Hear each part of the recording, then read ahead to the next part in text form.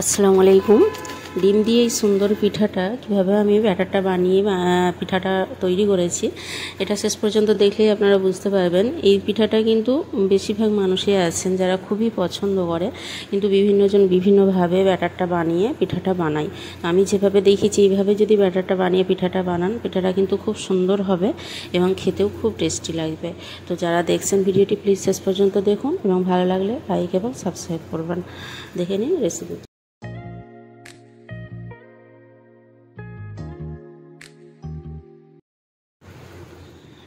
এখানে সুজি নিচ্ছি 1 কাপ। আমি মোট 1.5 কাপ পরিমাণ সুজি ব্যবহার করব এখানে। আর 1 কাপ ময়দা নিয়েছি, খুব সামান্য পরিমাণ নুন দেব। আর আমি 1 কাপের একটু কম পরিমাণ চিনি দিলাম। যারা একটু বেশি মিষ্টি খান পুরো 1 কাপ পরিমাণ চিনি দিয়ে দেবেন। তো এটা ভালোভাবে আমি উপকরণগুলো মিশিয়ে নিচ্ছি। আর এখানে যে আমি পানিটা দেব সেটা কিন্তু আমি হালকা গরম করে নিয়েছি, মানে খুব ফুটন্ত গরমও নয়, একদম হালকা নয়, একটু কষকষে গরম করে নিলাম। নিয়ে এই যে কাপের মাপে সুজি নিয়েছি ওই কাপের মাপে 2 কাপ পরিমাণ এখানে দিয়ে দিলাম। দিয়ে এটা ব্যাটারটা একটু ঘন করে আমি বানাবো। আর এখানে আমি আর হাফ কাপ পরিমাণ সুজি অ্যাড করলাম। দিয়ে এগুলো মাখিয়ে আমি কিন্তু একটু ফেটিয়ে নিচ্ছি। আর একবারে খুব ঘন হয়ে গেছে, সেজন্য একটু নর্মাল পানি দিয়ে দিলাম হাফ কাপ মতো। দিয়ে মাখিয়ে ব্যাটারটা এটা ঢাকা দিয়ে আমি আধ ঘন্টা 1 ঘন্টা রেখে দেবো। যদি সময় হাতে না থাকে মিনিমাম 15 মিনিট ঢাকা দিয়ে রাখতে হবে, কারণ সুজিটা অনেকটা পানি শোপ করবে এবং ফুলে উঠবে খুব ভালোভাবে, নরম হয়ে ভিজবে যত, পিঠাটা খুব ভালো হবে।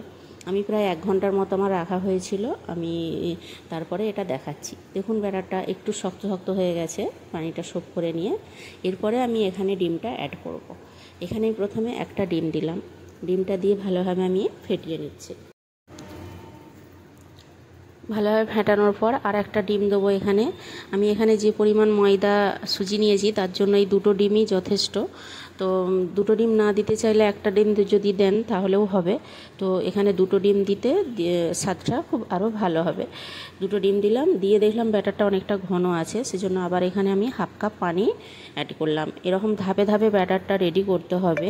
ব্যাটারটা এমনভাবে রেডি করবেন যাতে খুব ঘনও না হয় আর খুব পাতলা না হয়ে যায়। একটু পাতলা পাতলা হবে, কিন্তু খুব পাতলা হবে না। আমি খুব ভালো করে দেখিয়ে দিচ্ছি দেখুন। আর এটা অবশ্যই 5-7 মিনিট ধরে খুব ভালোভাবে ফেটাবেন।